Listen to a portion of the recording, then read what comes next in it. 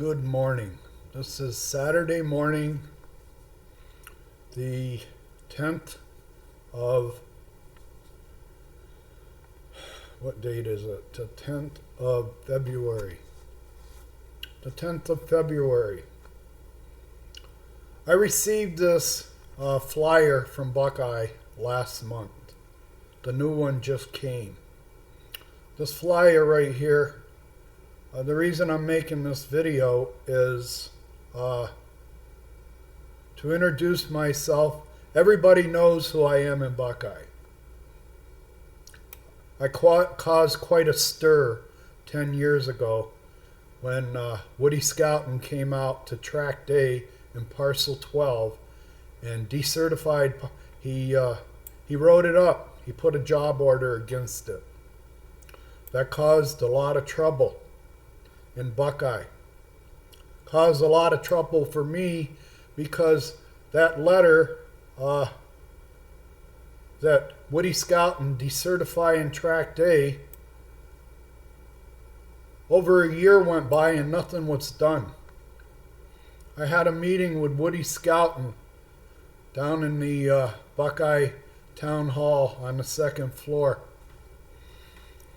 about 6 months after the letter was put out. It took me a while to get the letter.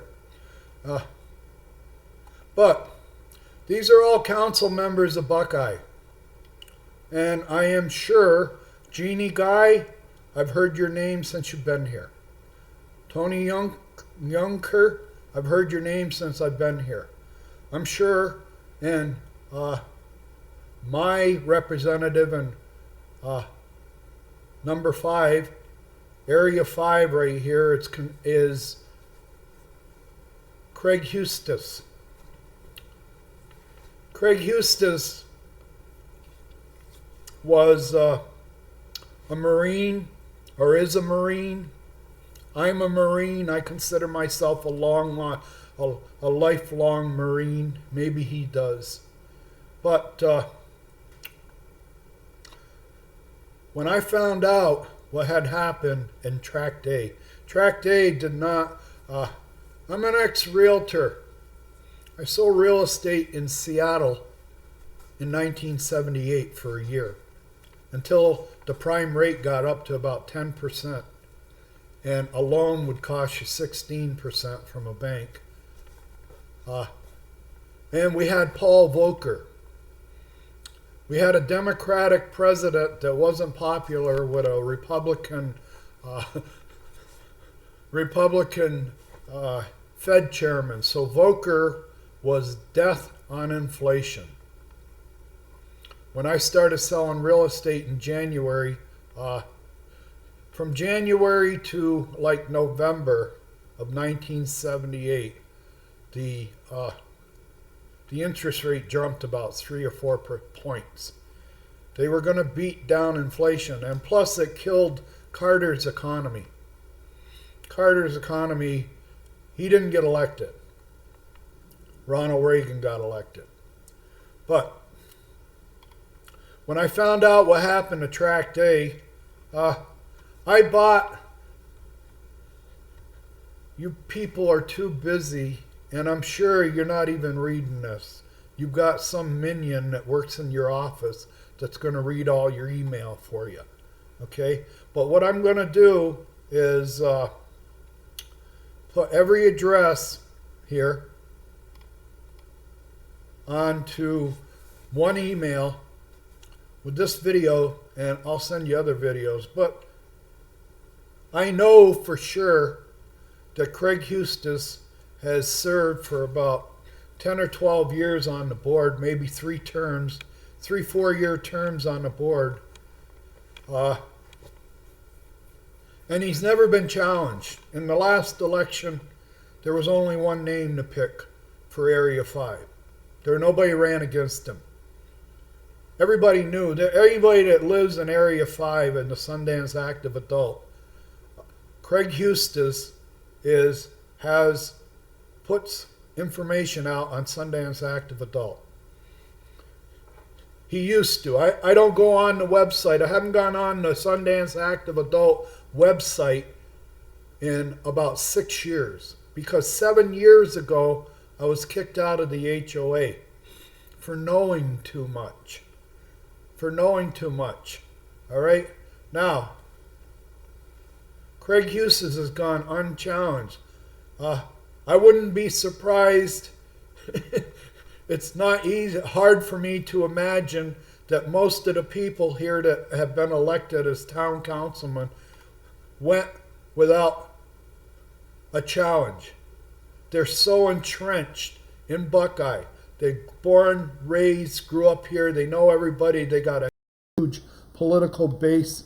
These people don't run for office. They put their name on. Nobody dares to run against them. I'd love to run against Craig Eustace. I see so much corruption out here I'd try to fix, but nobody.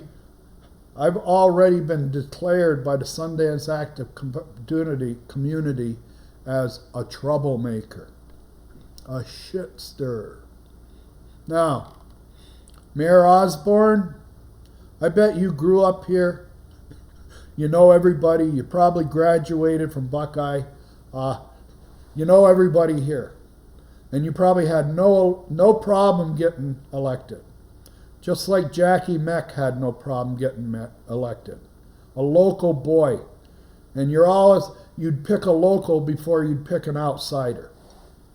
You'd pick a local before you picked an outsider. So, Eric Osborne, your mayor and Charlie Waters years ago the Starsky and Hutch, they were a team. Starsky and Hutch, the Dukes of Hazzard, whatever. They're local people. A lot of the paperwork for the documentation, the word urbanization is used a lot for the Sundance community. There's always the word urbanization. Urbanization means that you have to have everything in place. We're not out in the country. We're not in bucolic, Nebraska. We're not in some place in northern Wisconsin on an orchard of 90-acre orchard or something like that. This isn't bucolic. This is urban. And that means that everything should be in the place. We should have everything that's on the plat map. Parcel 12 in Tract A in Parcel 12 was built out of compliance. Now I'm going to go to another slide. I'm going to zoom in on Craig Eustace in another slide. Right here.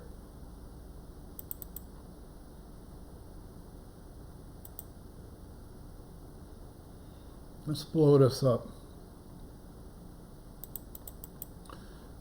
Okay.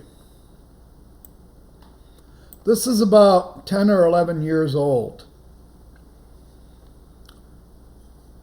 So this picture is of Craig Eustace. He was a younger man. Craig Eustace was recently elected to a 4-year term on the Buckeye Town Council representing District 5, the most populated district, I think, in Buckeye. He's probably got more votes than any other district, all right? Concentrated, and not only are they concentrated, but they all think a lot. Like, they're politically all on the same page, all wearing a red hat. Let me continue. District 5. Councilman Eustace serves as the council's liaison on Planning and Zoning Commission, the Public Safety Fire Retirement Board, and the alternate representative to the Community Development Advisory Committee. Right here is what I want to talk to Craig Eustace about. You're here, and it serves on the Public Safety. and zoning. So were you aware what happened out here in Tract A? Tract A got filled in. We got a letter. This man, Craig Hustis,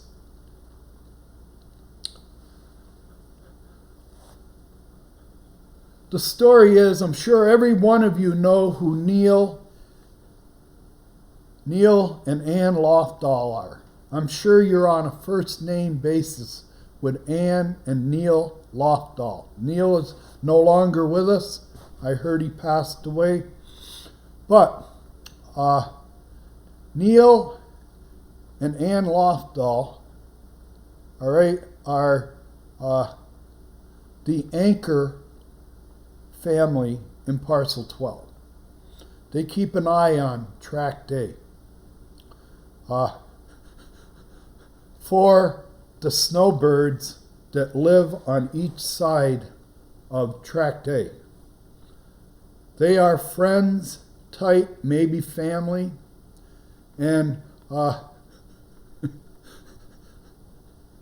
they keep an eye on Tract A. Tract A, when I went in to see Councilman Hustis, I had plat maps with me. I had plat maps. I had other documentation. I had pictures. And I had an appointment with Craig Hustis, and I told him, I'm a Marine, you're a Marine. I have concerns about my neighborhood over in Parcel 12.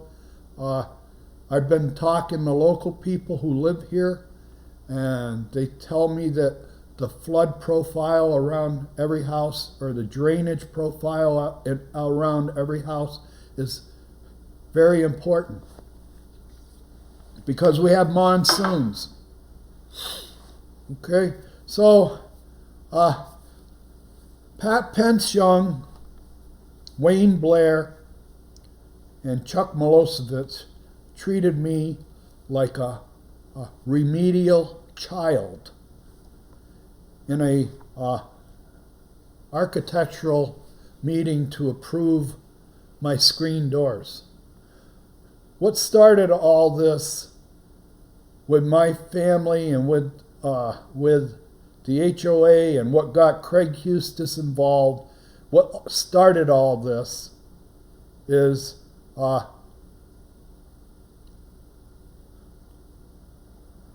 Lofdahls parked a car in front of my house.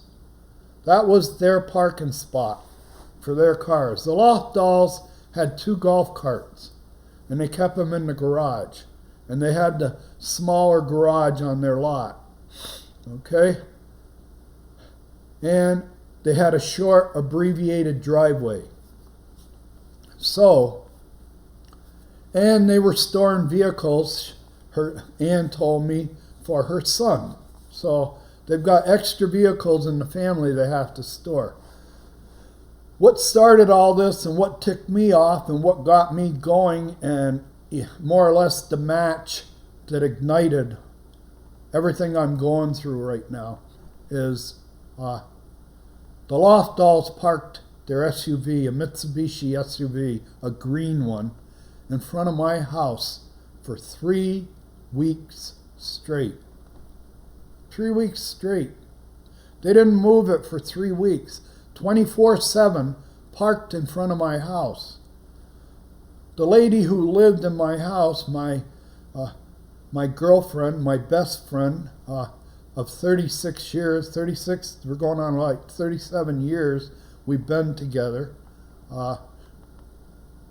She even said, do you know who owns that car? Because it's outside out here all the time. All the time. And I knew. I was driving to the airport to work for America West and US Air at the time. And I worked graveyard, so I would leave the airport about 7:30 in the morning, and it was about an hour drive, 45-minute drive to get here to Buckeye. Lots of time. It was a 10-hour shift, so I was tired. I struggled to stay awake all the way home. Once I got past Litchfield Road, I was dozing off. I I almost ran off the road one morning, fell asleep at the wheel. But when I got home every morning for that 3 weeks, no matter how I struggled to get home, no matter how tired I was or whatever, I came home and there was this green SUV parked in front of one of my houses. Hasn't been moved in 3 weeks. Making a statement, I figure. So one morning I'd come home and I'd finally had enough. And what triggered me and what made me say I finally had enough, because 2 years before, about 2 or 3 years earlier, a man moved into my house who did an overhaul of nuclear plants. He was from Alabama. Him and I had like a little rapport because when I checked his license to information, he was born like a week or two after I was. So we're the same astrology, the same Chinese astrology, the same American astrology. And who's included in that American and Chinese astrology with me and this fellow that moved in is King Charles. I'm about 21 or 22 days older than King Charles. He's a Scorpio and a rat, just like me. We grew up together. A lot of people, probably a lot of British, UK people would be insulted to say that I grew up with King Charles, but I did. He was reading the same Playboy magazines I was. He was reading the same Penthouse magazine. He was listening to Petula Clark, just like I did, Downtown. He was current. There was a lot of media out there in the 60s and 70s and 80s. Okay? Him and I grew up together on each side of the pond. But to continue on, I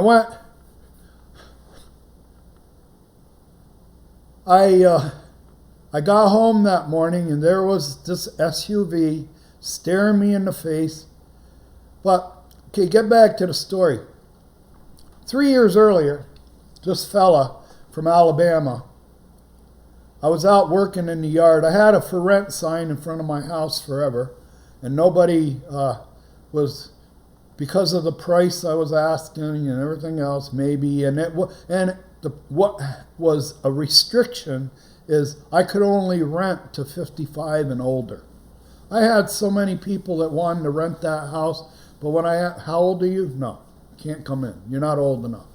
Well, he showed up, and he was desperate. He had to show up for work Monday morning at Palo Verde. This was Saturday, and he hadn't had a house yet. And because he does this all over the country, he has a 16-foot travel trailer that has all the stuff he needs to live whenever he gets assigned to a new nuclear plant to overhaul all over the country or the world. He has this 16-foot trailer that's ready to go, loaded with everything he needs. Well, that's what happened. Him and his wife came out here with their 16-foot trailer loaded with everything to rent a house. And he had it in a storage unit. He put it in a storage unit on Yuma Road, out by Miller. And him and her went driving through the neighborhoods. And on a Saturday morning, he was driving through our neighborhood, and I was outside doing something in the yard, and he stopped and he says, "Can I look at the house?" And I said, "Sure, come on in." And he took one look and he says, "I want it. How much do you want for rent?" There was no question. He didn't even question the rent. I probably could have said a couple thousand a month and he probably would have paid it. He needed a place. He only had, this was Saturday. He had to report to work Monday. So I said, sure. I took the application. We did the money. Very informal. When I saw his birthday, I said, "Hey, brother, what's going on?" More or less, "How you doing? You see how close we are? We're the same. We're like brothers. We're only a couple weeks apart." So an instant rapport, and he was a great guy, and he was a technician like me. He's an engineer. I'm an engineer. I'm an engineer. I've been an engineer since I got out of the Marine Corps. All right? I look at the world differently than a lot of people. I'm looking at it from an engineer's standpoint. I practiced law for about 30 years. From the moment that the FAA issued me a power plant and airframe license to be a licensed FAA mechanic. Now, the airlines don't like to call us technicians. The airlines always label us as mechanics because it's more demeaning. A technician has a little more oomph to it in a title. And technicians require a little more money than the mechanics. But getting back to this, the Planning and Zoning Commission, he's the fire board. All this councilman was in St. Louis, said he was a policeman. He should know due process as a policeman. He was in the Marine Corps in Vietnam. He was a detective, officer and detective. He earned a bachelor degree in business administration. Well, I took 3 years of college in business administration. I never made it. My health forced me to quit. I had a problem going into my 4th year, or at the end of my 3rd year in college, and I couldn't return to college. It was a health issue.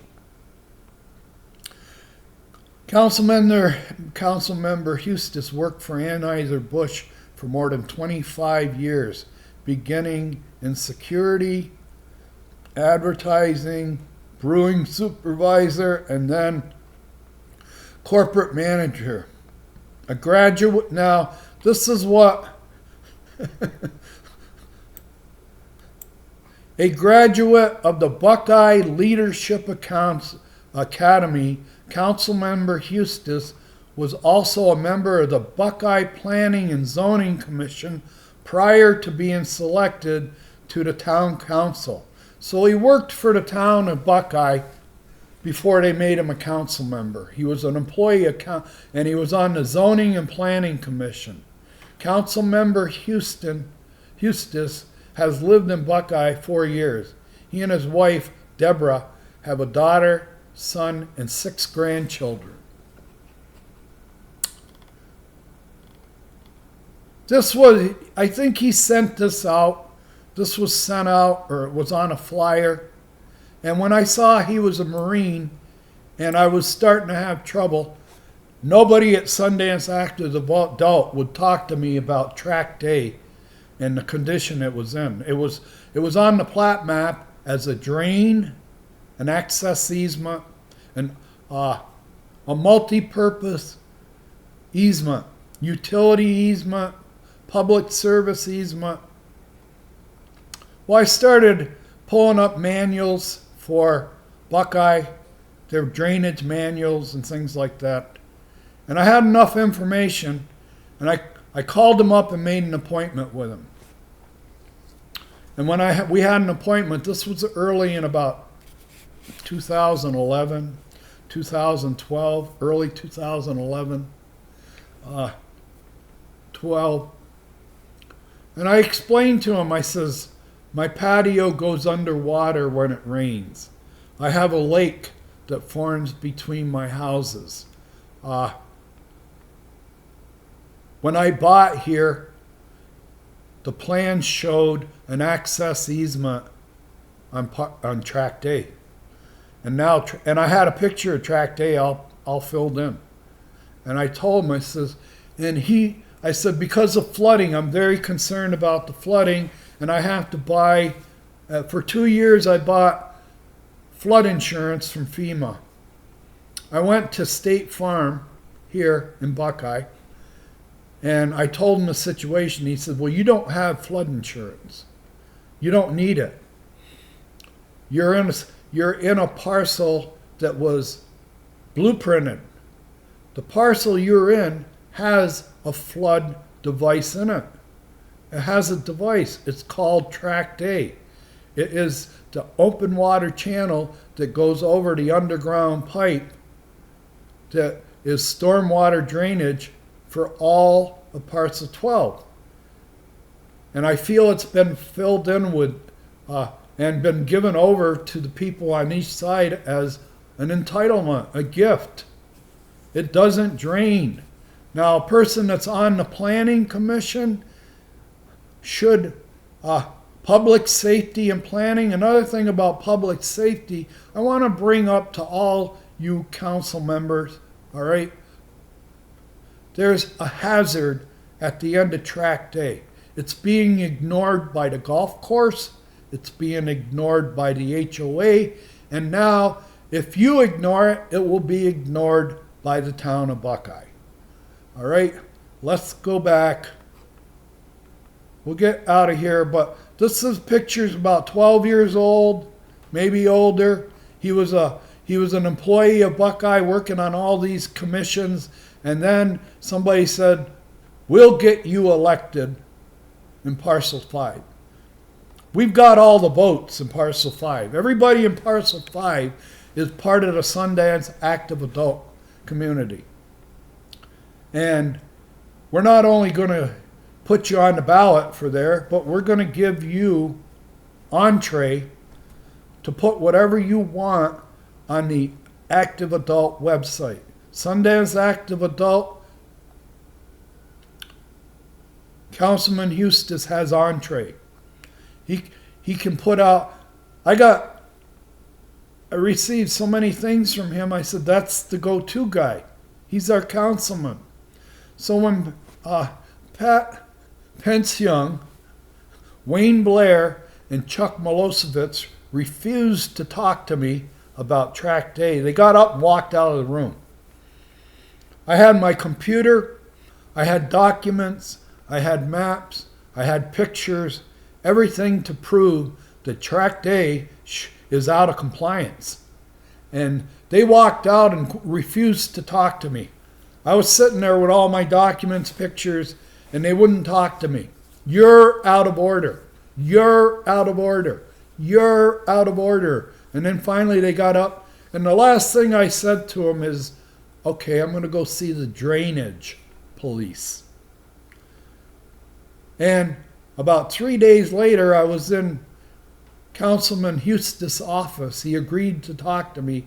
And the first thing I did, because I had realtor credentials, me as a realtor, any realtor in Buckeye or any realtor in the country, if they want to know what's in the neighborhood for amenities, for public amenities, public access, public drainage, everything like that, the amenities, you go to the plat map. So as soon as they walked out on me, on the way out, I said, I'm going to go get the drainage police. So then, because I'm familiar with realty, I went downtown Phoenix, and I got all the plat maps for the front nine. All the plat maps. And I got the plat map for Parcel 12, and the language on Parcel 12 is, it's a drainage easement, it's a public utility easement, it's an access easement, and any easement that's a public easement into a neighborhood, it's implied that that easement can be used by emergency vehicles, emergency medical, fire, and rescue.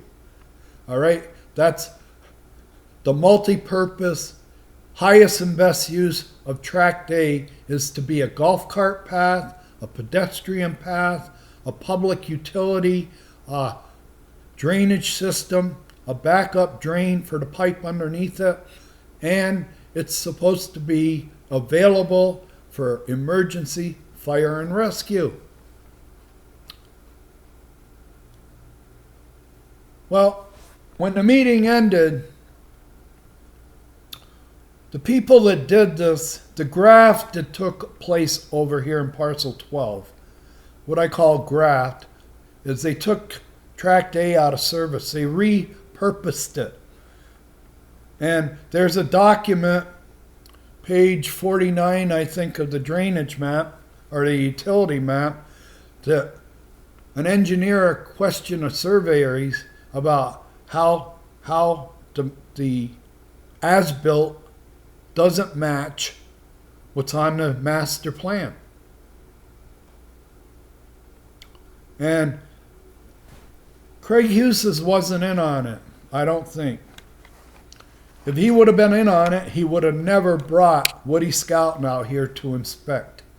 But I made enough impression on Councilman Hustis that he believed me. I wasn't screaming and hollering. I was being an adult. I was being logical. I was using all my engineering that I've had all my life, starting with my dad and teaching me geometric theorems at 5 years old. Okay? My dad was very much an engineer in his own right. He never graduated from high school, but he knew more about geometry than anybody I know. All right? So, Councilman Hustis, when I walked out of his office, being naive as to what took place over here, and honoring my service, he honored my service by going and getting Woody Scouten. And he brought Woody Scouten out to look at Tract A. Woody Scouten, to cover his, what we call in the aircraft industry, you cover your ass. You cover your ass. Woody Scouten covered his ass by writing up Tract A because it was grossly out of compliance. Grossly. They had made it one of the highest points in a corner. It didn't drain. All right? Explained in his letter, you're threatening all the other houses. It doesn't drain. All right? He brought it out and he wrote that letter and he wrote it up. He sent it to the HOA.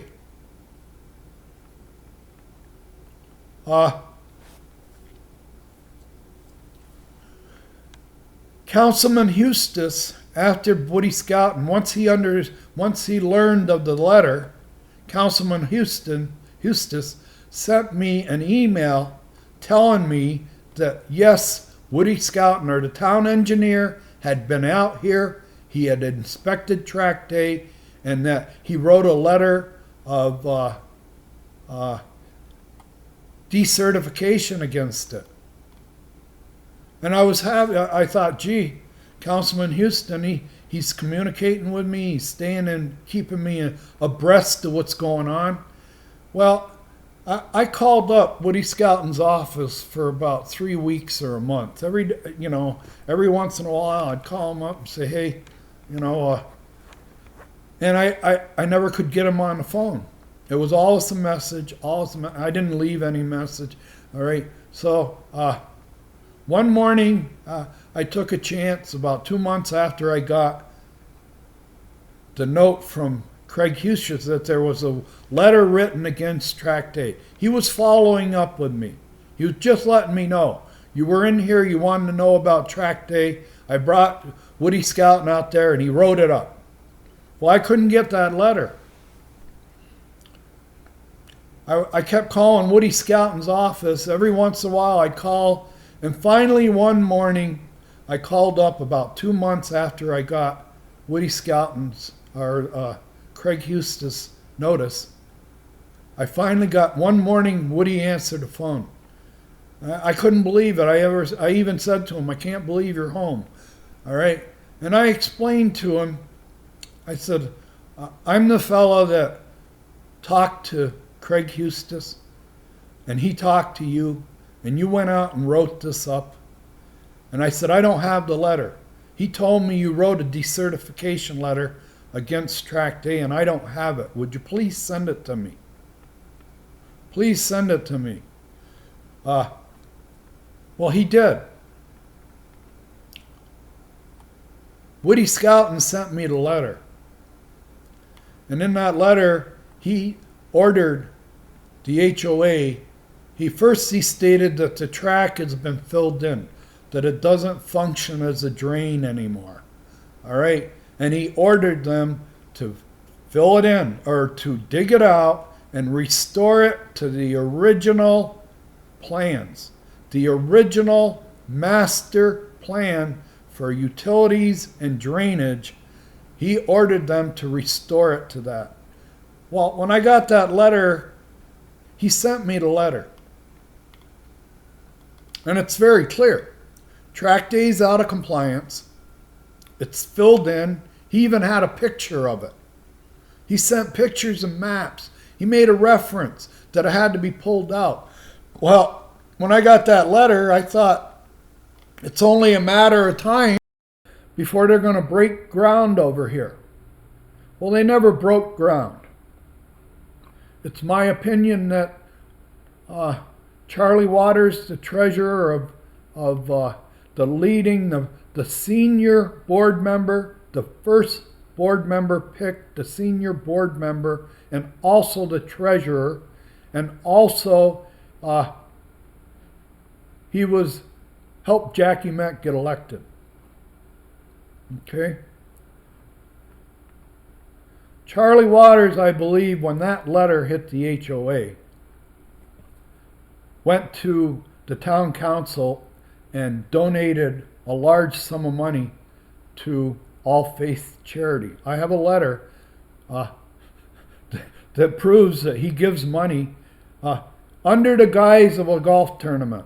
They have one golf tournament here, like on a Saturday, and that tournament produced, what Charlie Waters saying, that tournament produced $32,000. We had a tournament one day, and I don't believe that. I believe that we're not going to spend money on track day. First of all, the people who live on each side of track day have had that, whatever way it is, whether it's right or wrong, they've had it to themselves, all to themselves, tax-free, maintenance-free, landscaping-free, watering-free, but it's ours. We have custody of it. We're going to make sure that if we see anybody walk down through there, we're going to let them know this isn't an access easement. All right? Find another way to get on the golf course. This went on for 9 years. Well, when the letter came to dig it out and take away their privacy easement, this was a privacy easement. This was redlining the neighborhood. This was segregating the neighborhood away from the rest of the people that bought in parcel 12. It's my opinion is parcel 12 is an apartment building with 65 or 63 units in it with an elevator and stairs. The elevator is made for everybody in the apartment building. You understand? Parcel 12 is an apartment building. Track day is our elevator. And going the other way, and the tee box area of hole number 7 is where the people from parcel 12 get on to the golf course. Everybody in parcel 12 to get on the golf course has to go either out Moonlight Trail or the other exit. They have to go down the pedestrian walkway for about 200 yards, and they have to get on the course by the 7th tee box. That's the stairs, okay? You either have the elevator here at track day or you have the stairs. Well, the people who bought in track day, as they were building the apartment building, the people in track day said there's going to be noise from that elevator. We live next to the elevator. We don't want to hear elevator noise all night long and all day long going so that to service the rest of the people in the apartment building. We think that you should take the planning commission and the planning people and the people that build this apartment building, take that elevator out of service. Get rid of the elevator. We don't want to hear the noise. Yeah, but when you buy there, you bought the biggest lot. We give the biggest apartments to the people who live by the elevator. We put the biggest apartments near the elevator. To entice people, you're going to have a bigger apartment. You're going to have the biggest apartment in the apartment building, but you're going to have the noise from the elevator. So they had two big apartment buildings. All right? Lot 317 and Lot 318. Two of the biggest lots in all of Parcel 12. Why are they the biggest lots in Parcel 12? Because they're by the elevator. They're by the access easements. They're going to have to deal with golf carts going by their house and people going by their house and emergency rescue going by their house and maintenance vehicles. Highest and best use. On the plan, the engineer in Scottsdale or in Phoenix tried to give this track day the highest and best use that's on the plans. Well, that got taken out of service. These two Midwestern buyers, one from Colorado, one from Nebraska, are from bucolic little farm communities. The word urbanization doesn't register with them. Urbanization, and you're going to find it on a lot of the plans. A lot of the language in developing Sundance was an urbanized plan. Urbanize, urbanize, urbanize. That means we have a very blueprinted neighborhood. It's a blueprinted neighborhood. All the lot line elevations are blueprinted for elevation. All the finished floor elevations are blueprinted. And they drew in the highest and best use of track day when it was drawn in. It was supposed to be an all-encompassing multi-use easement. It got taken out of service. And that's why Woody Scouten wrote it up. Woody Scouten, as an engineer, to save his reputation and everything else, said, this is wrong. I've seen it. I can't walk away from it. My duty, I have a sworn duty to write up anything that I see that isn't right. He came out and wrote it up. And for a year, nothing was done. I wrote letters to Pat Pence-Young. I even had an interview with Woody Scouten downtown where we went through all the pictures and stuff like that. And every time I wrote a letter to either Pat Pence-Young or Woody Scouten about when are you going to break ground over here. I've got a letter that says that we don't have drainage, that the other houses in the neighborhood are going to have to pull the load of draining the neighborhood, that access easement Tract A is out of compliance. Here's a letter. It's been filled in. It doesn't function. I'm ordering you to pull it, to do it, to dig it out. Well, that meant that he blamed the HOA. We got a carousel of revolving guilt here, or revolving blame. The golf course blames the HOA. The HOA blames if they're kicking the can down the road. Even though the town of Buckeye, some guy down there authorized them to fill it in, they made a change to the plans. There was no change. There was no plan submitted to change Tract A. It just happened. And I got a document to send you. But what I'm trying to get across to everybody on the board, you're all entrenched Buckeye people. You grew up here. And the first thing that the realtor told me when I closed the second two houses, I bought 3 houses here. 3 houses on 3 of the best lots overlooking the course. And I've had nothing but trouble since I've been here.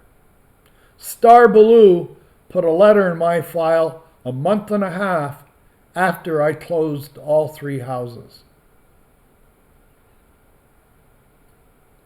They put a letter in my file a month and a half. On the day I closed the houses, I was on top of the world. I couldn't believe it. My chest was stuck out so far. I had just built 3 houses on a golf course overlooking the signature hole on cash and great credit. I was bursting with pride, and I'm sitting there wondering, pride and fear. Pride and fear. Pride that we did this, I built them, they're here, they're real. They went from being a blank lot to now 3 houses. I couldn't be more proud or more scared. I now have 2 mortgages to go along with the house that I bought for cash. All right? And I was on a merry-go-round for about the first 10 years I was here. There was nothing coming in from the houses. They sat empty most of the time. And I had triple everything. Triple dues payments, triple tax payments, triple everything. And getting back to the day that I closed the houses, the first thing that this man had said to me after he let me sign all the papers, we went in and I went through signing duplicate, double, because there was 2 houses, 2 loans on 2 houses. So I had to sign double for everything. 2 loans, 2 houses, everything. I'm standing across the street now with the realtor. We'd just gotten out of all that closing paperwork. We'd already done the walkthrough, and I was standing across the street. There wasn't a house behind me. There was probably not more than 10 houses started in this parcel on the day that I closed these 3 houses. There was no house behind me. There was nothing going on behind me. All right? Everything, I bought the first 3. And the first thing out of the realtor's mouth, I'm beaming with pride and fear. And the first thing he said was, "This will never happen again." I looked at him, what are you talking about? What's the problem? He goes, from now on, it's 1-person run house. Nobody here liked this. Locally, this was very unpopular. Nobody liked it. And he didn't have to say much more. I already understood. I'm a Californian. I came in there and I snapped up these lots. These lots were available to Buckeye people. Jeannie Guy, Yunker, all you people had a chance to buy these lots at $25,000 for about 3 months before I ever saw them. All right? And everybody in Buckeye said, we're not paying $25,000. There ain't a piece of property in Buckeye that's on a 5,500 square foot lot that's worth $25,000. So they all boycotted Meritage. Meritage, because they live outside of Buckeye. They have a headquarters probably outside of Buckeye. They know there's a world out there. The people here from Buckeye thought that they were going to boycott the price. They thought they were going to boycott the price. And, but I'll close now. But I wish that you would look at Tract A. I'm being sued right now. I bought 3 houses. I paid the sidewalk assessment on all 3 houses. It's a 20-year payoff. I paid them all off up front. That was about $3,500 a piece. So there was another $10,000 I threw into Buckeye. Also, I put solar on the house. I put solar on the houses, all 3, at $15,000 plus a copy. I paid cash for it. All right. When I found out that my lot had been made a retention basin, I had Woody Scouten, Phil Marcotte, and Ed Kelly were out here on my lot, and they all agreed your lot doesn't drain onto the golf course properly. I can see where they're storing water up here. And Woody Scouten told me that night in front of Ed Kelly, a board member for Sundance Active Adult, and Phil Marcotte. He told me, he says, you can do whatever you have to do to get the water off your lot. I see it's landlocked here. I agree it's not supposed to happen. I'm giving you permission to do whatever you have to do to get the water off your lot. Well, that meant me hiring a tractor and doing all kinds of excavation on my lot to get rid of the berm that they put across my lot, the berm between the golf course and me, my house. They were storing the water, underground storage of water between lots 316 and 317. The water couldn't get off the lot. And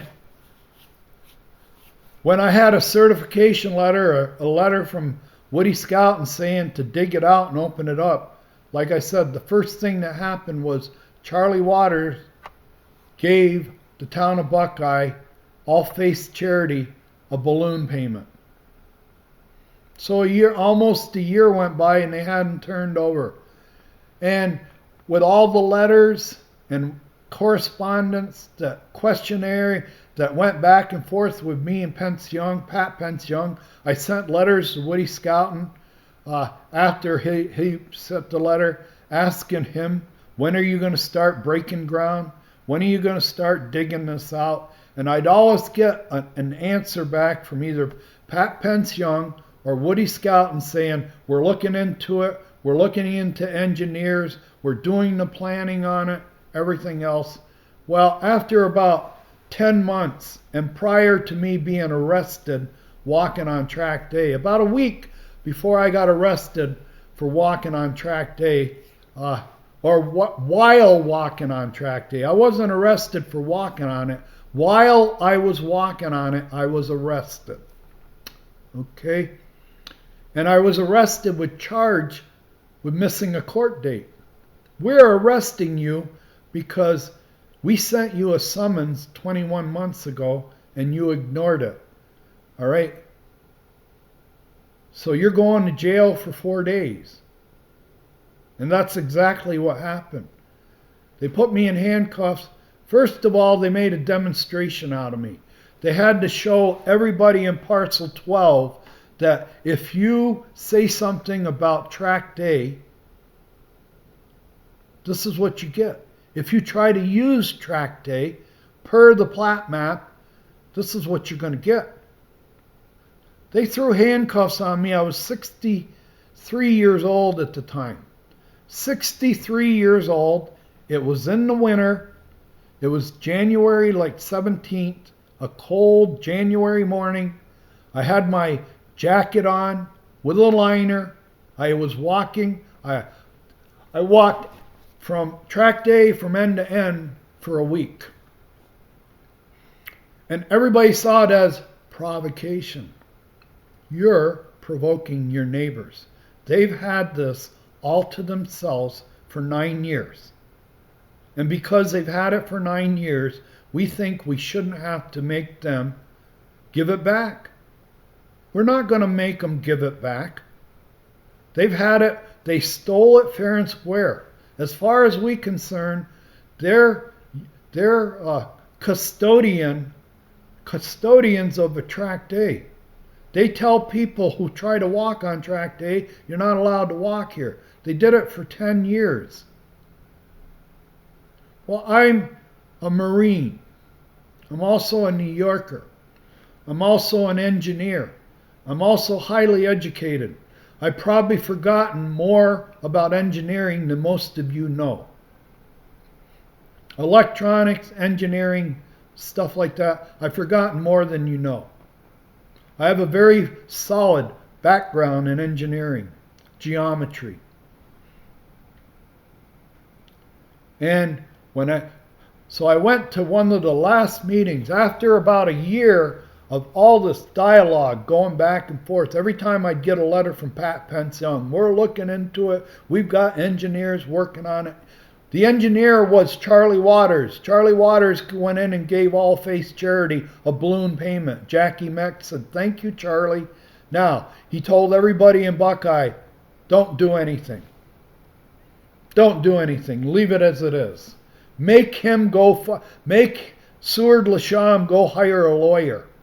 Make him go hire a lawyer. Make him take money out of his income and have him hire a lawyer, because we're not touching it. You're not going to make us touch it. As far as we're concerned, those two people living on each side of track day, we're not going to disturb them. They've had it that way for 9 years. We're not going to, because of continuity in the neighborhood, we're not going to change anything.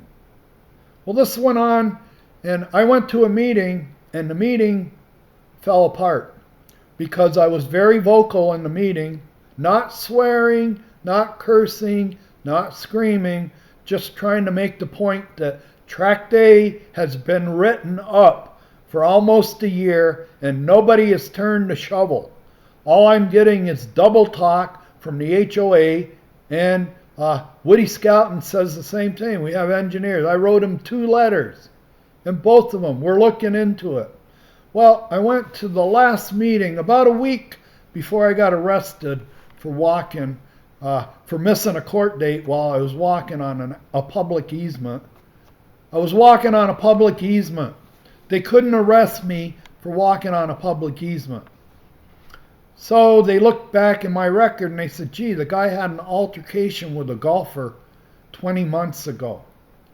He put his hands on a golfer 20 months ago, had an altercation. We got a police report. So what they did is they created a bench warrant. They backdated a bench warrant to 20 months earlier, and I got arrested for missing a court date. I started walking the easement that morning after 5 days, and the first day, the second day, the third day, and the fourth day, Ann Lofdahl, with her camera, chased me from one end of that easement to the other. I would walk on it every morning. I had a picket sign over my shoulder. See, I'm from back east where people demonstrate. They're allowed to demonstrate. They're allowed to have civil disobedience. They're allowed. What I was doing when I was walking on that easement that nobody walks on and everybody, Pat Pence Young says there's no access easements anywhere on the golf course. I got a letter where Pat Pence Young said the only legal way that you can get on the golf course is at the clubhouse. That should be, we do not have any access easements on or off the golf course except for the clubhouse. If you want to drive your golf cart on, and what it was is we don't recognize track day as an access easement. We're not going to talk to you about track day being an access easement. Anyway, this last meeting, I was up there being vocal again, and everybody turned against me. It was, I was like a little black boy, and they were saying, don't look up to us. Don't look up at us when you talk to us. Keep looking at the ground. You're not allowed to look in our face when you talk to us. And don't walk on the sidewalk. Walk on the street. The sidewalk is for us. That's what I felt like. Well, anyway, the whole meeting fell apart because they were trying to shut me up. It just came to the end. It was a mess. Well, on the way out the door, I finally got one-on-one with Pat Pence Young, and she was kind of embarrassed. I think she was embarrassed that she had to be that dishonest. She was embarrassed that for the last year, all I've told you is lies. Everything I've sent you has been a lie for the last year. Well, I got her cornered. I got her straight in the face, and looking at her straight in the face, and she finally admitted. I said, "What has been done, Pat? Please tell me what has been done." And she finally broke down when we were alone in private, face to face. She broke down and quietly admitted to me, "We've done nothing. We've done nothing." More or less, all those letters, all that dialogue, everything that I've sent you in the last year, every time you question, and I send you, we've done nothing. And more or less, in other words, we plan on we've been getting away with this for over a year, and we've done nothing. And we're not going to do anything. That's the way I figured it. If you're lying to me for a year, and finally after a year you say we've done nothing, well, that's when I started walking. And I said, well, I'm gonna provoke something. I've got a document here, a plat map that says this is supposed to be open and multi-use. I've also got a decertification letter from Woody Scout and says that this isn't right. So I had just retired from U.S. Air. So I retired from United. I retired from U.S. Air as an avionics mechanic. Avionics. Both places I was hired as avionics. I was hired avionics at United. I was hired avionics at America West, which a week later they bought U.S. Air. But when she told me we've done nothing, I said, well, I got to do something. And because when I got the decertification letter from Woody Scouten, I went immediately to State Farm, and the agent told me, you don't have flood insurance. Because you're in a documented area, you have flooding protection. Your neighborhood can't flood. If your neighborhood is built to the blueprint, you don't have to worry about flooding. You have tract A. Tract A is a standpipe. It's a tract, a multi-use tract that main purpose is drainage. It's a backup for that underground pipe that has to service 13 acres. Okay? So I had for 2 years until they started digging it out. Once I got the letter, the first thing I did is buy flood insurance. When State Farm told me you don't have flood insurance because you're in a blueprinted neighborhood that doesn't need it. You have Tract A that's going to protect your neighborhood from ever flooding. Tract A is your safety valve, your safety pin. All right? Everything, if there's a flood, it's going to be taken out of the neighborhood over Tract A. All right? I said, what's my alternative? How do I insure myself from loss? He said, well, you're going to have to buy federal FEMA flood insurance. So I paid about $400 or $500, and he helped me start the policy. He helped me write it, but he couldn't help me servicing it. He said, oh, I'll get you started. You'll write it. I'll write it. We'll get it going. Well, I got the bill, and I had the flood insurance policy. So now, even though I didn't have a flood insurance protection from Tract A, I now had flood insurance that if we ever had a backup here in a flood, that I understood that I was the new way out of the parcel for water. When they plugged up Tract A, that made my lot the next lot to drain the parcel. What they call ultimate outfall elevation. It's where the water leaves the parcel first in a flooding event. Where is it going to leave the parcel first? It's supposed to leave over Tract A, but they filled it in. And they moved it 40 feet over between my house and my neighbor's house. And they didn't tell anybody.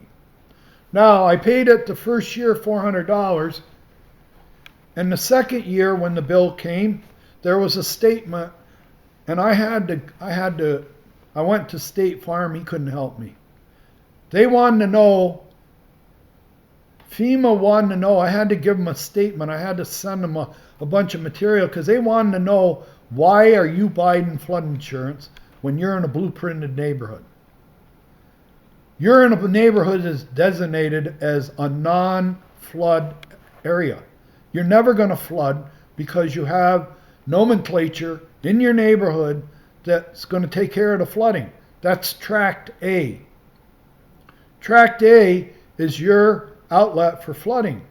And why are you buying flood insurance? Why are you buying flood insurance when you're in a zone that doesn't flood? Your neighborhood will never flood. If it's built properly, it's not going to flood. Well, I got a letter from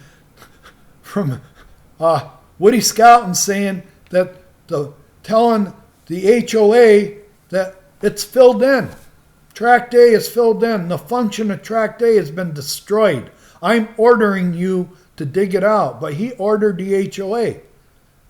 They were only one leg. This Tract A was being held up by three legs.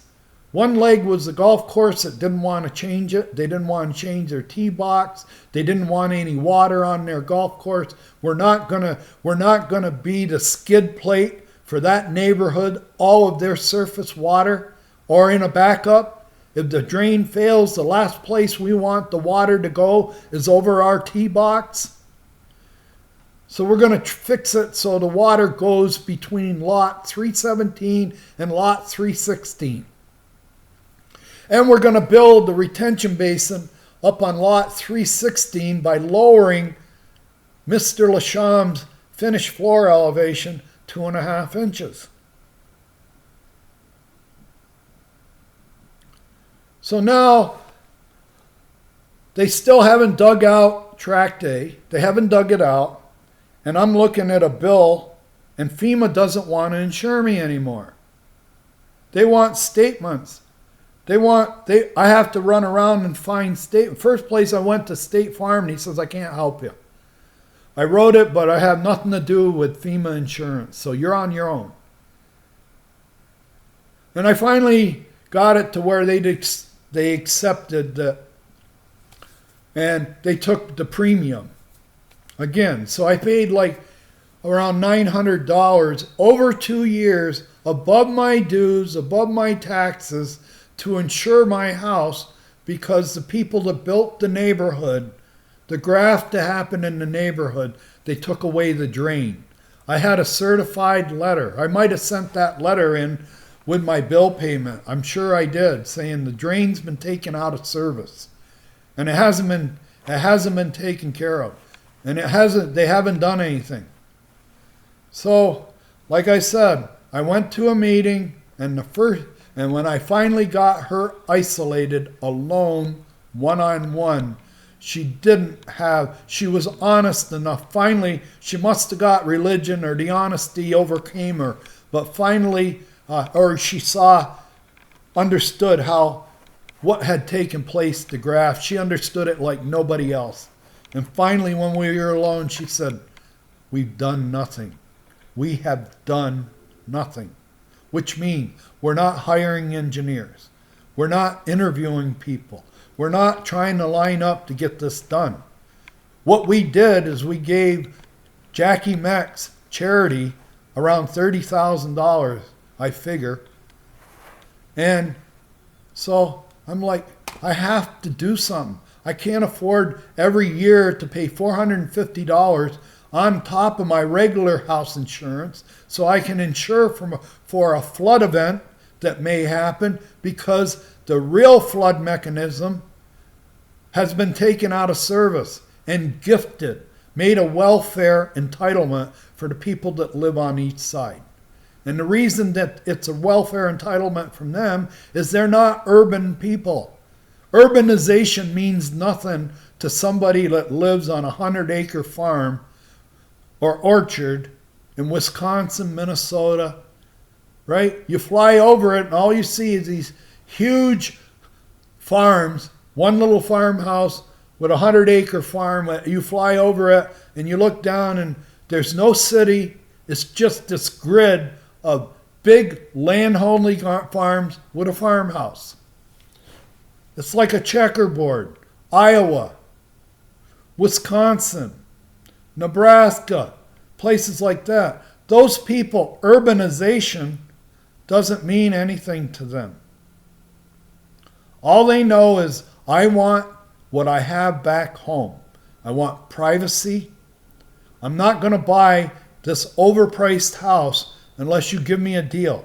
If you take that access easement out of service so that we don't have to look at golf carts, we don't look at golf carts back home on our farm, we don't want to see them here. And everybody more or less caved into that idea. Well, I'm a fighter.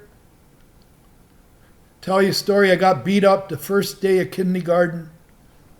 First day of kindergarten, I got beat up by 3 thugs that they thought they owned the playground. For about 2 weeks leading up to my first day of kindergarten, my mother took me down, got me a brand new pair of black pants, a brand new white shirt, blouse, brand new Buster Brown shoes, got me a haircut. And she was so proud. Oh, you're gonna love school. You're gonna love it. You know, you're so handsome. Got me all dressed up for the first day of school. I walked off the bus, and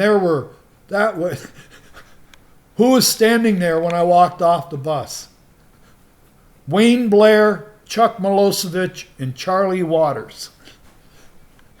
And I didn't walk around them. They stood there with their arms crossed next to each other, waiting to see the kids come off the bus. And when I walked off the bus, I tried to walk between them instead of around them. The middle guy got me in a headlock and threw me down on the ground, right on the grass. I had my brand new shirt had grass stains on it. My pants were all ruffled up, grass stain on them. I was seeing stars, the first time I'd ever been in a headlock in my life and been roughhoused like that, thrown to the ground, right? And these kids, the guy that did it, his father was a manager in the mines. The other 2 kids, their fathers were middle managers. This was in the 50s. This is like the 1953. 1953, that's when there was no political correctness. These managers, they all hung out together and they drank together. It was like officers and enlisted. The men that worked for the mines and the company, those were enlisted men. We're all officer class. Well, every one of those guys, their father was an officer.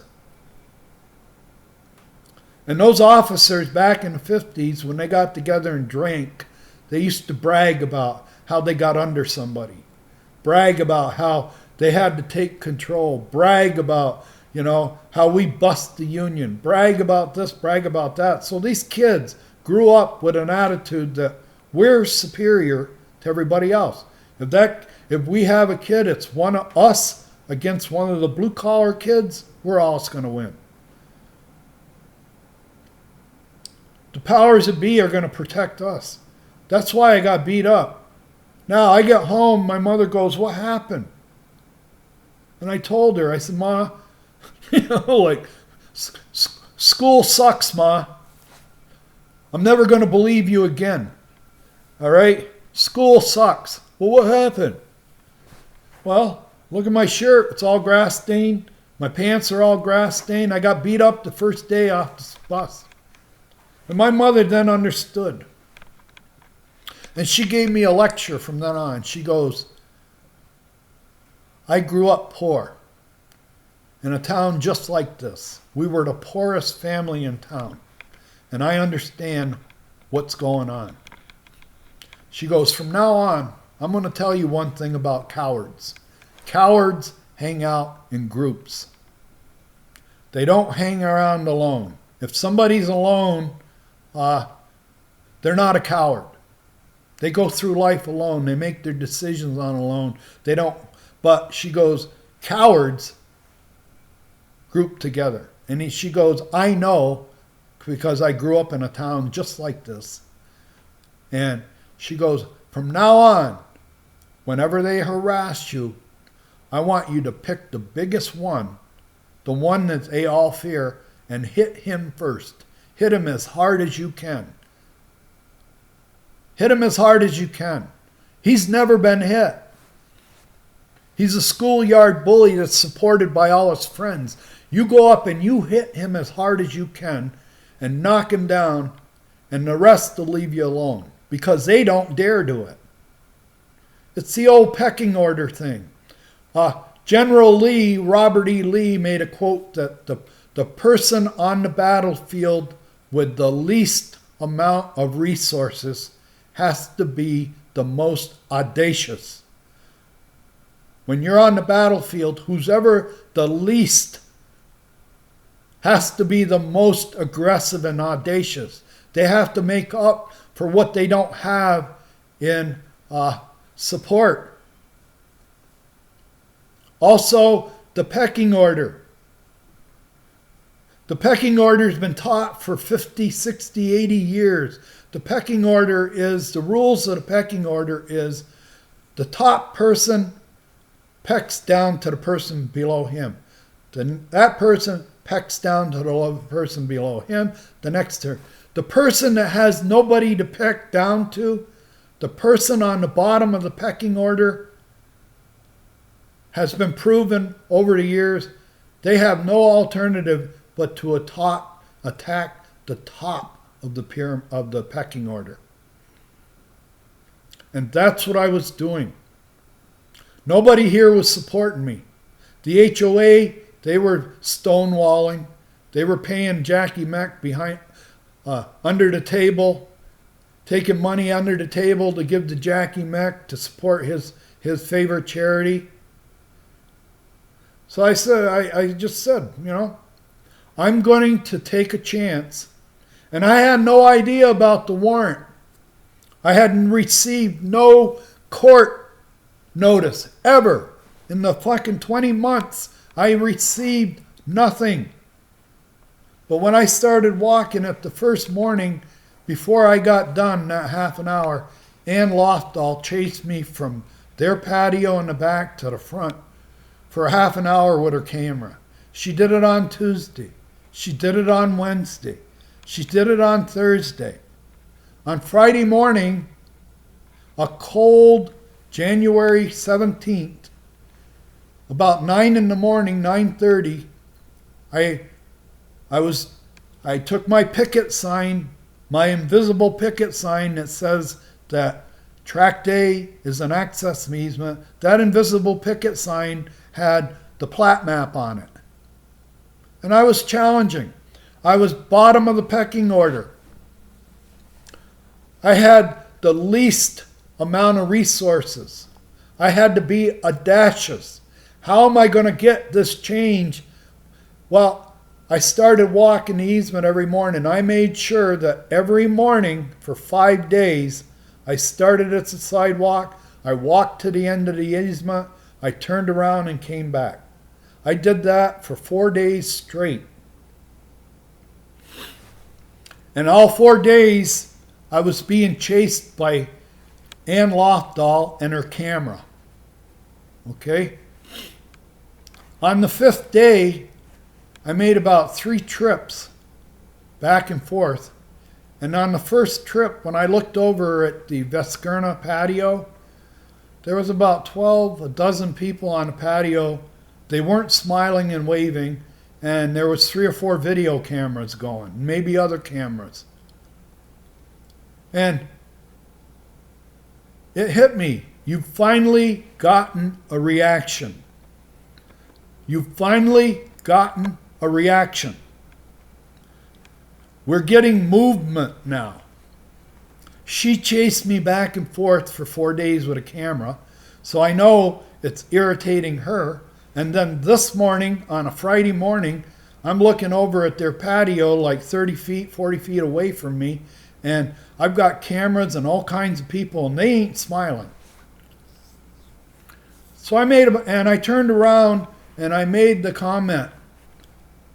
I spoke to the camera and I spoke to the crowd. What I'm doing here is perfectly legal. So I made another couple of trips. On about the fourth trip that I got to the end of track day, I was in the maximum kill zone for those cameras. Those people were on the patio, I believe, because they were told by the HOA and the town and the police department and the mayor that we're going to arrest them tomorrow.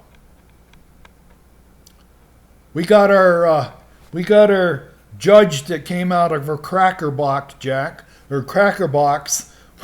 Our judge that we hired came out of a cracker jack box. Okay, and that judge backdated a warrant 21 months. He issued a bench warrant backdated 21 months. On the fourth trip, when I got to the end and I was in the maximum kill zone for all those cameras, I was right there, only 30, 40 feet away. They had all the cameras on me. When I turned around to make my fifth trip back to the sidewalk, there were 3 cops. One young female cop, one young male cop, and then a middle-aged other cop. And I was flanked. One was on about 10 or 15 feet on one side of me. The other one was flanked on the other. And the third one was in my face. And they all had their hands on their guns. They were all ready to draw on me. And we were in the camera zone. Now here I am. I've got 3 cops ready to pull their gun on me. And the one cop comes up. The guy, he looked like he came out of New York City. Very sophisticated, much more sophisticated than the other 2 cops. This guy looked like he had a doctorate degree. Okay? And he goes, "What are you doing here?" I said, "What are you doing here? What are you doing here? Why are you here?" He goes, "I'm here because we got a call that you're stalking the neighborhood and peeking in people's windows." I said, "This is an access easement." I haven't got the video yet, or the tape, but I'm sure if I go get the tape and play it, it's pretty close to that. Why are you here? Why are you here? Because you're stalking the neighborhood. And meanwhile, there's 12 people 40 feet away on the Veskerna patio running the camera. Okay? Now, I don't know that I have a warrant on me, but they do. They've been told he's going to be arrested tomorrow morning. Have the cameras ready. And we're going to arrest him right out there at the end of the easement. So get your cameras ready. Be ready. He's a Marine. He's a hothead. Everybody knows he's a hothead. The simple fact that he's walking here, he's provoking us. He isn't afraid to provoke his neighbors. Well, we're going to teach him a lesson. He's going to jail for 4 days. And that's exactly what happened.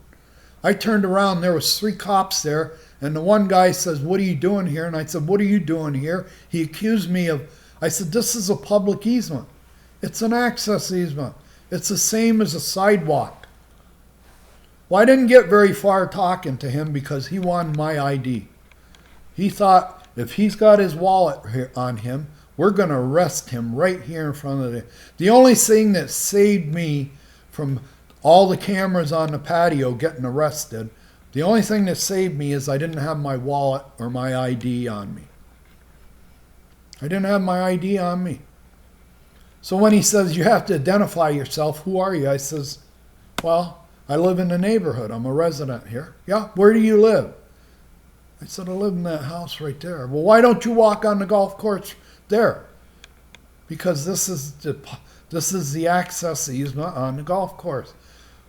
I didn't get much chance to get too much into detail because he said, "Let's go find your ID. We need your ID. Where is it?" I said, "It's in the house." "Well, let's go." So I kind of defeated the cameras. All the cameras that were back there, they were hoping that when the guy started putting the handcuffs on me, because that's exactly what happened in front of my house. I got over in front of my house about 50 feet away from the entrance to track day, and with all the confidence, aplomb, I walked in the house, I got my license, I took the license out, I pointed to my picture, I said, this is me. I pointed to the address on the license, I said, this is the address of the house I live at, here I am. And within 30 seconds, I had handcuffs on me. Within 30 seconds, I had handcuffs on me. I still had the jacket with the lining on it because it was a cold morning. I had just been walking probably for 10 or 15 minutes, actively walking on the thing and on the easement. Well, the first thing they did is throw me in the back of a cop car with my hands handcuffed behind me. I'm 63 years old.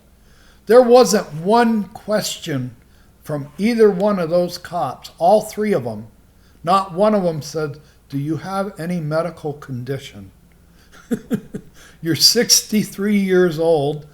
Do you have any medical condition that would prevent us from putting your hands behind your back in the back of a car with the engine running and the heater on?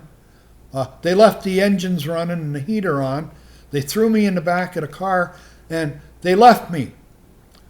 The young man and the young woman went down, and now all the people from the patio were out on the main sidewalk. And they started calling everybody. This is a community. I'm not liked in this community. When they said nobody liked it, those are all the people and all the people that came in after me that came from the Midwest. They come in here from the Midwest and they go, he's a troublemaker. He's a troublemaker. So they all believe I'm a troublemaker. Well, they put me in the back of that car and I started having a panic attack. I had already been diagnosed by a doctor. I'd been seeing a doctor for about a year and a half for panic attacks. They started developing on the drive from Buckeye to the airport every night and every morning coming home on Graveyard. The fatigue. All right? So I'm in the car, in the back seat. I'm starting to have a panic attack because I'm 63. My hands are handcuffed behind me. I'm in a car with the heater running. I never got a chance to unzip my jacket. It's starting to get hot. So I look back in the car that's behind me, the guy that's all polished and sophisticated, he's probably writing a report. We got him. We got him. We got him. But he wasn't looking at me. He wasn't looking at me. Nobody was. The other two went down. They were like gladiators talking to all the people that were on the corner now. All the people on the patio were down on the corner cheering them on. And then those people started calling people in the neighborhood. They left me in that car for about 45 minutes. And during that 45 minutes, the crowd at the corner for those two policemen kept getting bigger and bigger. Women in slippers and bathrobes. They called up everybody in the neighborhood that was on their side and say, we got him. Come down and see what we got. We got the monkey in the cage. We caught him. They left me there for 45 minutes. Well, anyway, I watched this going on. I'm starting to have a panic attack. I looked back and the guy's not looking at me. The other two cops are down 60, 100 feet away,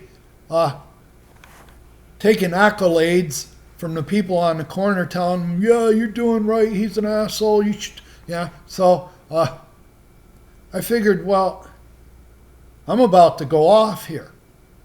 My hands are tied, handcuffed behind my back. I'm starting to get really warm. The engine's running. Nobody's looking at me. Nobody even asked me if I had any condition. Usually, some people by the time they're 60, they might have a bad heart. They might need nitroglycerin tablets, stuff like that. They may have some kind of medical deficiency that would prevent them from handcuffing me, throwing me in a car, and walking away from me and leaving me alone. Well, I decided the only thing I can do is lay down in the seat. Maybe when this guy looks up, if he ever looks up, it looked like he was intent on doing a text or making an email. He wasn't paying any attention to me. So I figured I'll lay down in the seat. The other two cops are not coming back. They haven't been back. It's been about a half an hour now. So I laid down in the seat. When that back door opened, I wish I could have had a picture of that arrogant cop that was sitting behind me. I wish I could have had a picture of him in a video when he opened up that back door to see why I wasn't in view. He was panicked. He was panicked. He opened up that door and he had panic on his face. It finally hit him. We threw a 63-year-old guy in a car with his handcuffs behind him, and, he probably thought that guy might have had a stroke. He might have had a heart attack. Well, I was about to have a heart attack. If I hadn't laid down a couple more minutes, I probably would have. Because I was under distress. I was having a panic attack. I could hardly breathe. All right? I'd been having them for over a year. I'd been to the doctor for them. I even went and saw a neurologist for it. And what he said is, you're not, sleep deprivation. Sleep deprivation. But I'm going to send this out to everybody in the council, town council. All right? This is...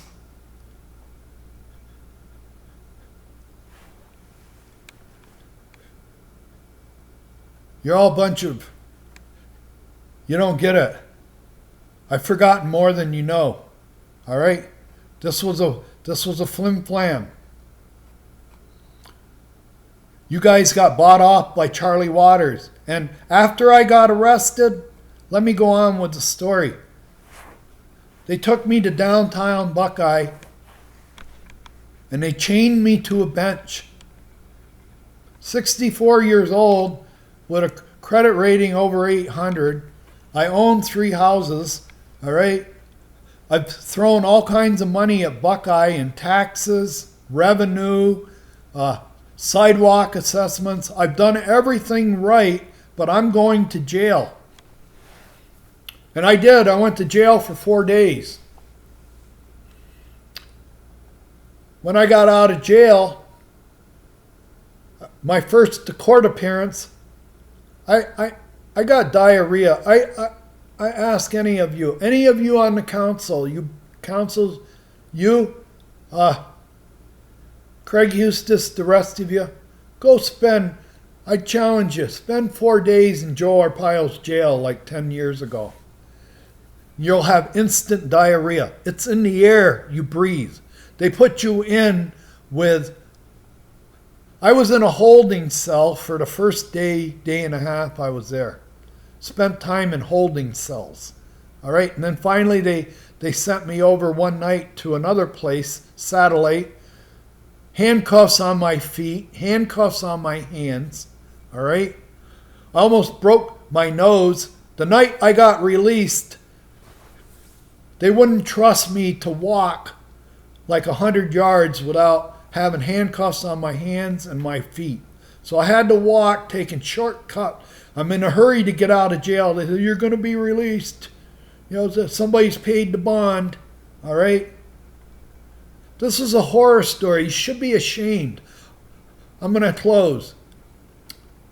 I'm going to tell you all to your face. Since I've been living in Buckeye, I'm ashamed to be a white person.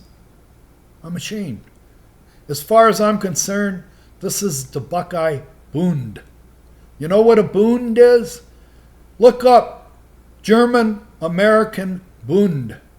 I'm in a German-American Bund, and I'm considered a Marxist.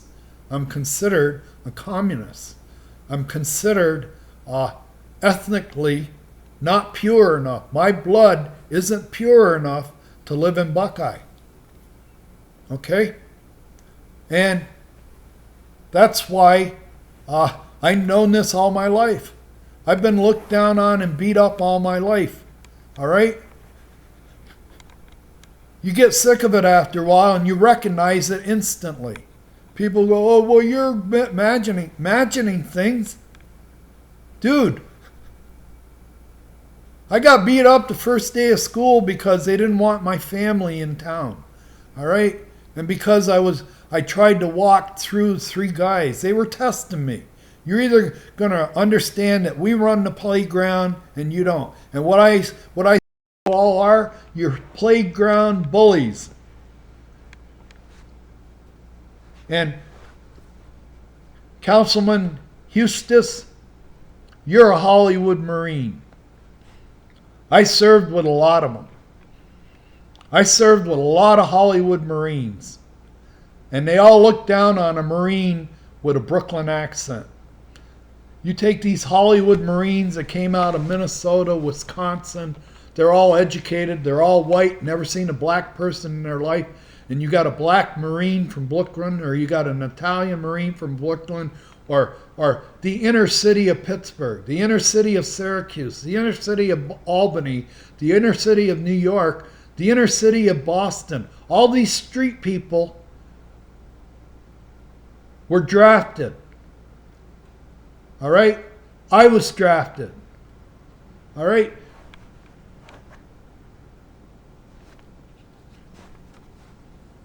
Like I said, it makes me ashamed to be a white person, to be living here and what done to me. And Craig Hustis, you were the master of ceremonies during my first run for the board. You let Charlie Ridings make a friggin' circus. You sit there and watch Charlie Ridings make a circus of that thing. And then also, every time I tried to talk about the track day being out of compliance, and every time I tried to talk about my arrest, you wouldn't let me. You wouldn't let me. The board took a Marine to fight a Marine. We're going to fight fire with fire. He's a Marine. Craig, you're a Marine. You go fight him. I sit there in that meeting that night and let Charlie Ridings make a farce out of it. And all the board members were over there smiling. And every time I tried to talk about track day or my arrest, you wouldn't let me. You're a Hollywood Marine. All right? I used to be proud of my service. I'm not anymore. It doesn't mean anything. All my life, after I got that honorable discharge and paid my price, I got drafted. I went in. I drafted for 2 years. I signed up in the Marines for 4. How's that for patriotism? All right? I get out, and I keep a clean record all my life until I get to Buckeye. I've got now a record in Buckeye. That little arrest performance you did by having backdating a warrant on me, all that other bullshit you did, all right, to keep me quiet and to shut me up, all right? I've got HOA syndrome. I haven't been the same. Oh, and another thing, I weighed myself yesterday. When the summons came Tuesday night, I read through the summons. I haven't eaten in 3 days. I haven't eaten in 3 days. I spent the first day after I got the summons all day on the phone calling up my bank trying to get canceled checks to answer the charges. Every charge on there says I don't pay my fines. I paid every fine they've ever given me. But on the summonses, didn't pay this fine, didn't pay that fine, didn't pay that fine, didn't pay that fine. That's the reason we're bringing them to court. Well, I spent all day the next day getting all the canceled checks, all but 2. And I learned a very important thing about check writing and banking that I didn't know before. I write checks the long way.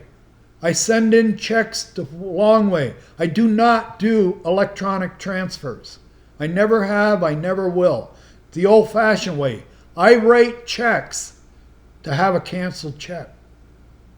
Now, the first 2 fines that I paid, one for $50 and I think one for $75. I write checks and I bank with my bank because I want the canceled check. I want a copy of the canceled check.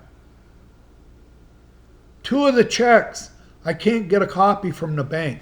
And the bank explained to me that when I sent them into Sundance, Sundance processed them electronically. And then they threw the check away. So the first 2 checks, I can't get a copy. Even though I bank that way, and I bank to have, I make sure that I pay every check. And on every check I write, paid under protest. I've got 2 checks that when they got into the HOA processed them electronically. And the check disappeared. So I'm saying to my bank, I'm going, how can they do that? And they go, well, it's the new system, the way of doing stuff. Well, I'm in a problem now. I got a lawyer who is saying that I didn't pay these checks. I didn't pay these, and now I go to my bank, and the bank says we can't produce a canceled check for you. Well, why can't you? Because Sundance chose to process it electronically. They have a choice. Either take it to the bank or through a clearinghouse where it's going to be processed to where you're going to have a canceled check. It's going to go through the system thoroughly where a canceled check's going to come back to us for you to have. They didn't do it that way. Those first 2 checks you paid for fines disappeared. So all I have is a carbon copy of the check register where I wrote the check. I got a faint carbon copy, and on my check record or my statement, it shows that my account was debited for that amount, for that check. But I don't have the canceled check. And I went off on the bank, and for 75 years old, to find out that you can write a check and put paid under protest on it. If they don't like it, they cash it. They cash it electronically and they throw the check away, and there goes your proof that you paid under protest. Every check I write for the last 10 years has had paid under protest because they fined me without a hearing. You have to have a hearing to be fined. They're not going to give me a hearing because in a hearing, they have to pay a lawyer to show up. They have to have their lawyer present at a hearing. And if they give me a hearing, I can bring a lawyer. All right? I pay on a protest because every fine I've ever got, I never got a hearing. Ever. Got a hearing in front of the board to where I could decide, we could decide. And the reason is because I've got a letter from Woody Scouten saying that track day is out of compliance. Woody Scouten covered his ass. He covered his ass, and I'm paying for him covering his ass. He covered his ass and said it's out of compliance, and I did something about it. I tried to change it, and I went to jail. And that letter he wrote is moot. It doesn't mean anything. All right? He wrote that letter, got me all riled up, and then Craig Eustace tells me there's a letter, gets me all riled up because Craig Eustace don't know the truth. He didn't know the truth of what happened over here in Track Day. He found out after I got arrested, and once I got arrested, to keep his job and keep his position with the Sundance Active Adult, they assigned him to be the MC on me on the meet and greet night. And also on the meet and greet night, that night, they kept the card room open. The card room takes so many people. There's so many people at Sundance that play cards in that card room. And on the night of the meet and greet, my first time I was on the ballot, everybody was in the card room. You'd think they'd shut the card room down and let all those people go and sit in the meet and greet. They didn't. So we had this very small, polarized crowd. We had a polarized crowd. And you wouldn't let me talk. Craig Eustace, in order to keep his job, his position within the Sundance HOA of being able to have a voice over their internet, that he had access, entree onto their internet. I was getting sick of getting notices from the HOA and from Eustace, because it's all hypocrisy. It's hypocrisy. And when they put that sign back in for 2 years after they dug out Track Day was available for golf carts and access easements. It wasn't legal because it wasn't all the geometry. It still didn't drain. They made it look like a drain, but it didn't drain. Like I said, it makes me ashamed to be a white person. Thanks for listening. Creeps. Creeps. The land of the creeps.